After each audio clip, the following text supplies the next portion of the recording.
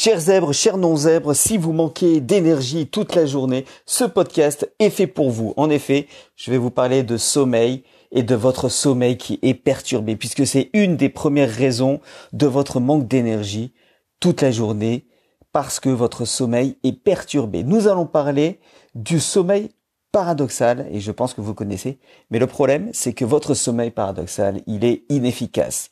Sachez que vous avez plusieurs phases dans le fait de dormir. Vous avez la première phase qui est le moment où vous allez vous apaiser. C'est-à-dire votre rythme cardiaque va diminuer de plus en plus et votre respiration va être un petit peu plus lente. Ensuite, vous allez être un peu plus calme. Petit à petit, vous allez rentrer en alpha, le mode alpha qui permet d'être dans l'endormissement. Ensuite, vous allez rentrer petit à petit dans le sommeil lent jusqu'à arriver au sommeil paradoxal. Et le sommeil paradoxal, comme son nom l'indique, c'est un sommeil agité. Un sommeil agité parce que votre corps est complètement ne bouge pas en fait. Et pourtant, votre activité cérébrale est au maximum. Votre cerveau est alerte, votre cerveau est à fond, votre cerveau est tout le temps en train de réfléchir, tout le temps en train d'essayer de comprendre les choses. Ça, c'est ce qui se passe lorsque vous rêvez. Le sommeil paradoxal est fait pour rêver et dégager toutes les émotions négatives que vous avez eues pendant toute la journée ou toute la semaine ou le mois. Le sommeil paradoxal est donc important. Ça, c'est indéniable. Maintenant, le problème, c'est lorsque il y en a trop, parce que le sommeil paradoxal ne repose pas le corps. Et c'est généralement pendant une de ces phases de sommeil paradoxal que vous allez vous réveiller, et c'est là que vous allez dire « Ah, j'ai fait un bon rêve, j'ai fait un rêve bizarre. » Voilà, c'est parce que vous sortez du sommeil paradoxal. Le problème, c'est lorsque vous avez 1, 2, 3, 4 phases de sommeil paradoxal à l'intérieur. Ça, c'est à bannir. Pourquoi ? Parce que vous allez fabriquer de l'adrénaline, du cortisol. Et le cortisol, c'est l'hormone du stress. Et l'hormone du stress, vous savez que pour 5 minutes de colère, 5 minutes de peur, 5 minutes d'angoisse, 5 minutes où vous n'êtes pas bien, il va falloir 5 heures à votre corps pour dégager tout ce cortisol et toutes ces émotions négatives. Cette hormone du stress, le cortisol, va avoir 2 tendances. Première tendance, vous allez avoir vos défenses immunitaires à 0, à néant, voilà. Et vous serez à plat, complètement à plat, vous n'aurez plus d'énergie et vous serez à fleur de peau. Donc c'est même pas la peine d'essayer de vous parler à ce moment-là.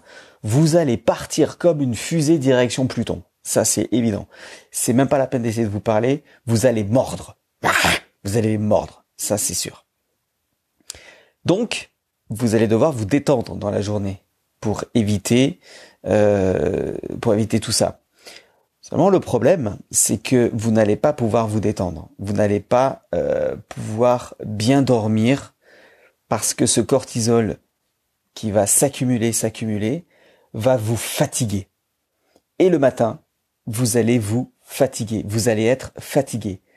Si vous n'avez pas un bon sommeil paradoxal ou trop de phases de sommeil paradoxal, vous allez être dans le sommeil qui n'est pas récupérateur. Votre sommeil ne sera pas récupérateur. Vous aurez beau dormir plus de 8 heures par jour, ce que je vous déconseille. Vous allez beau dormir, vous serez toujours fatigué à cause de la fabrication de l'adrénaline et du cortisol.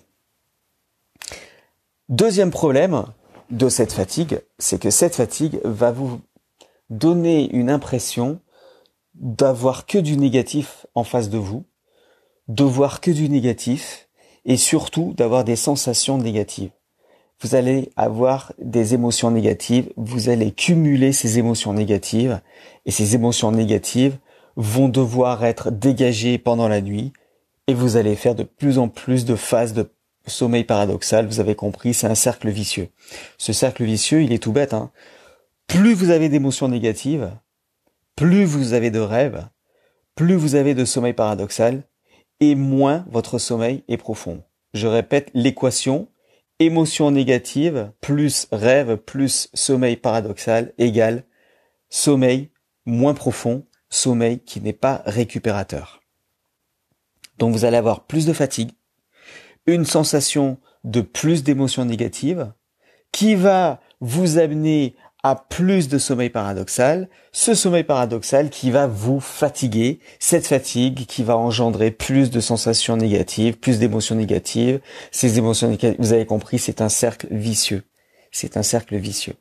Alors, comment vous devez faire?